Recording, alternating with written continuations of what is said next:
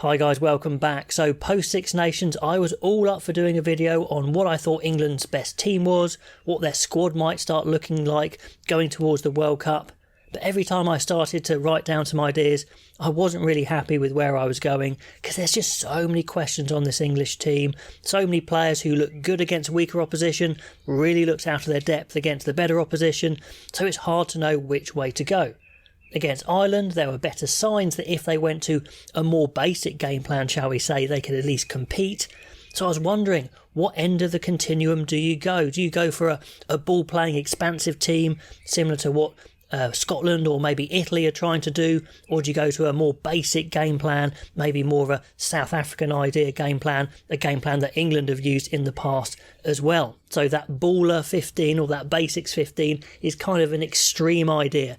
Which end would you go towards? Obviously, you're probably going to be somewhere in between the continuum, but which end would you fall towards? And I've got a vote in the description below because I'd love to know which extreme you would lean towards. So let's go on extreme one. England go for that hard to beat approach, prioritising size maybe where possible, making sure the set piece is as strong as possible, maybe cutting back on some attacking threat if that is the case.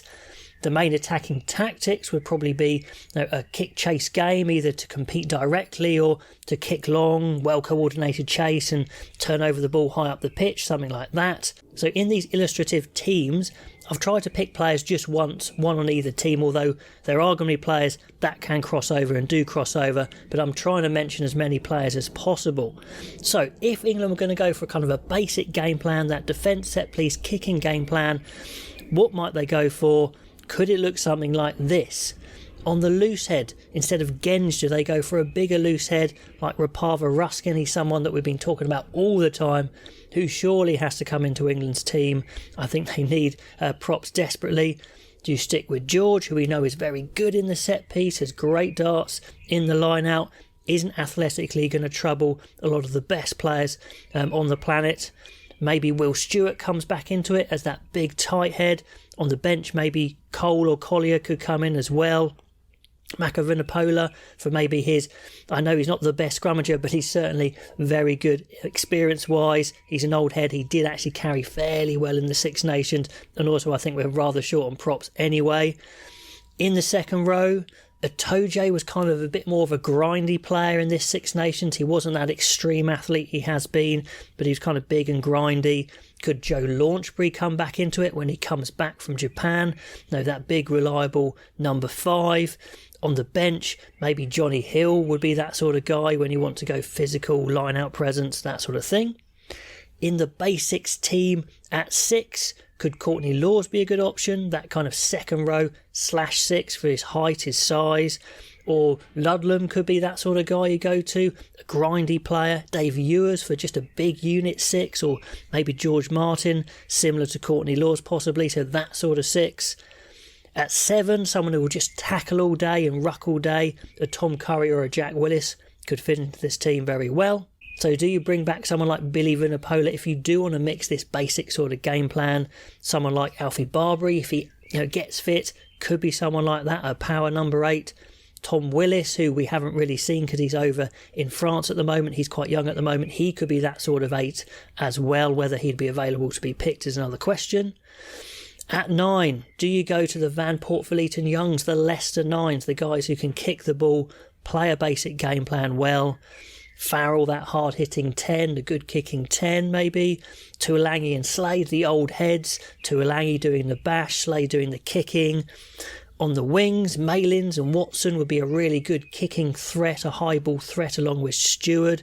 So their kicking game would be crazy strong in this sort of team. The defence should be strong, the set piece should be fairly strong as well.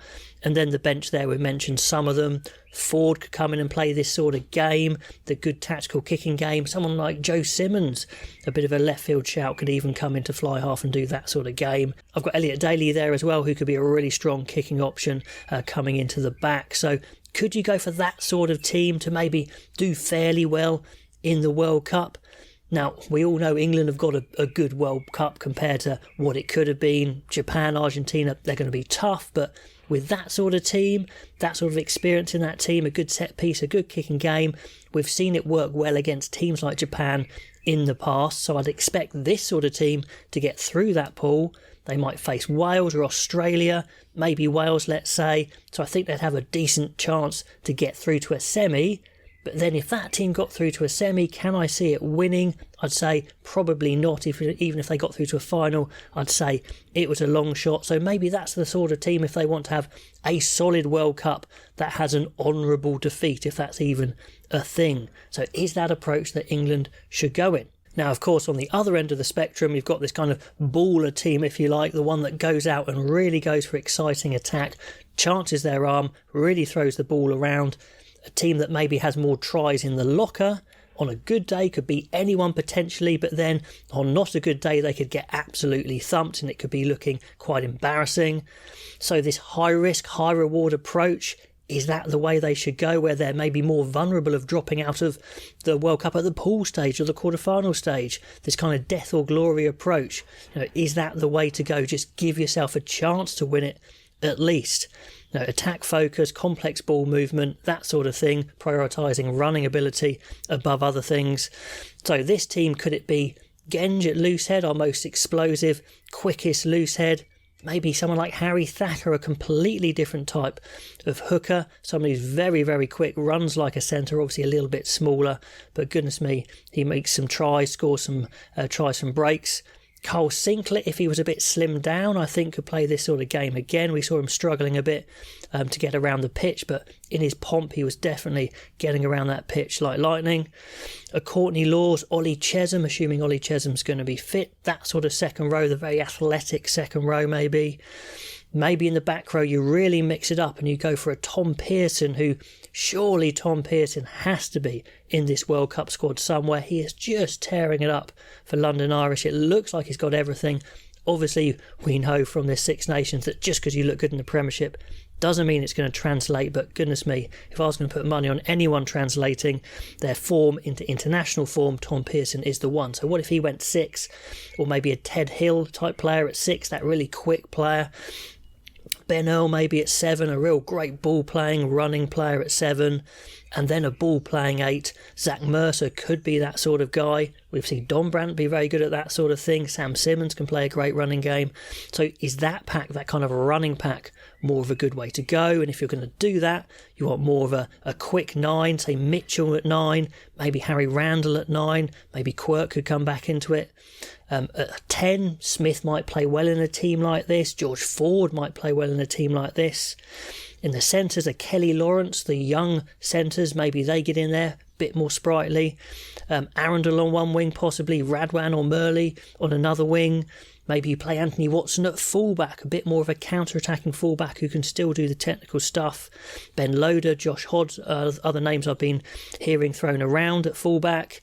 On the bench, you have a bit more of an explosive bench maybe. Cameron Dickey, Rapava Ruskin, I think, who could do a good job in this. Ribbons, I think, would be a good impact second row. He's got some great hands. We saw that again at the weekend. Simmons, Don Brandt maybe on the bench. Ford, maybe a Marchant type player, a real skill back as your replacement. So, which direction should Steve Borthwick go in for England?